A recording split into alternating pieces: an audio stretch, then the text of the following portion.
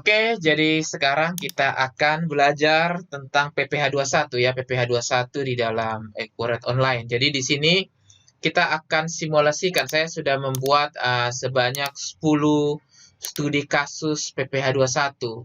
Jadi kita akan membandingkan antara perhitungan manual di Excel ya, ini perhitungan manualnya dengan perhitungan otomatis yang akan dihasilkan oleh Accurate Online.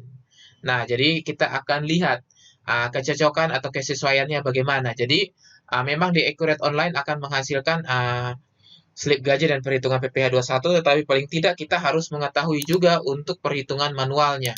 Jadi ini hanya sebagai pembanding. Oke, jadi saya akan menggunakan database uji coba distributor ini ya. Jadi database ini akan saya buka. Nah, setelah itu, jadi yang harus kita persiapkan pertama adalah akun-akun ya.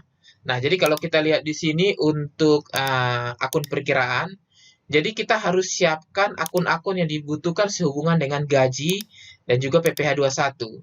Jadi misalnya di beban ya.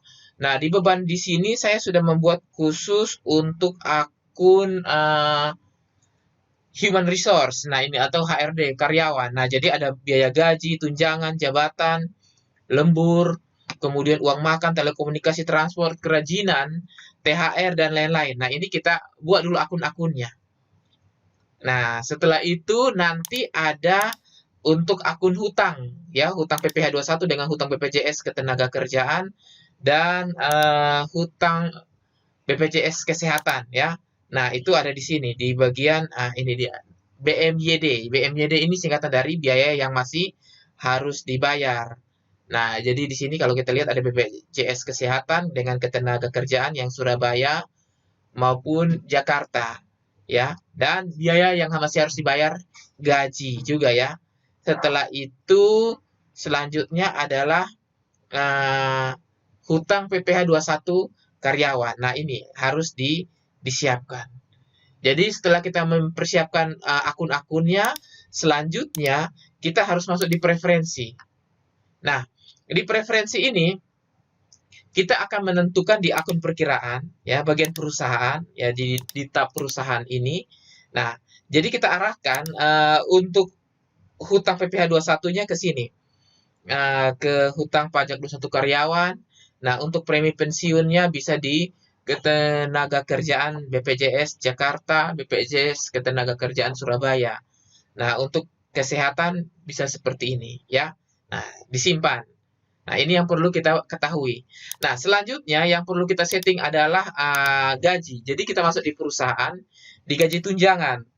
Nah, perhatikan di gaji tunjangan ini saya sudah membagi antara yang non-aktif dengan tidak. Nah, non-aktif di sini adalah tidak. Artinya inilah yang variabel-variabel yang saya gunakan untuk perhitungan gaji dan PPh 21. Jadi perhatikan dari atas ya, ada gaji pokok. Nah, ini saya geser dulu biar lebih jelas.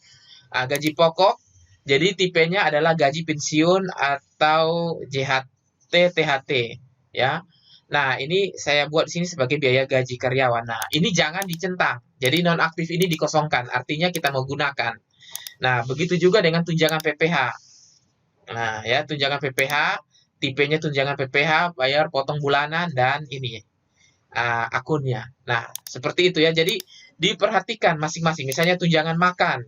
Nah, bulanan, tunjangan lainnya, uang lembur, dan sebagainya untuk tipenya. Kemudian namanya tunjangan makan dan akunnya. Nah, begitu seterusnya ya.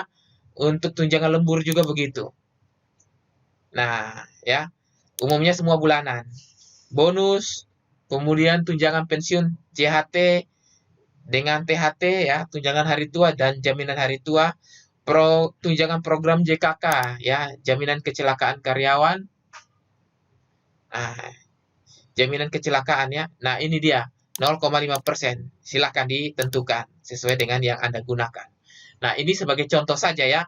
Nah, sedangkan yang saya nonaktifkan atau yang saya tidak pakai seperti ini, misalnya tunjangan jabatan, transportasi, telekomunikasi, dan lain-lain, ini saya tidak menggunakan.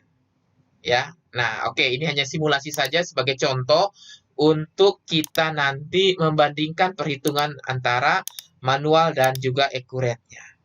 Nah, selanjutnya kita harus menentukan setelah membuat gaji, ya, variabel-variabel gaji tunjangan yang tadi, kita juga harus membuat karyawan.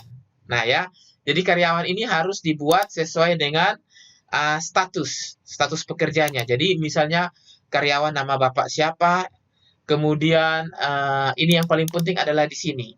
Nomor NPWP dan status pekerjaannya apa? Pegawai tetap biasanya ya. Dan status PTKP atau penghasilan tidak kena pajaknya juga harus jelas. Dan mulainya dihitung kapan.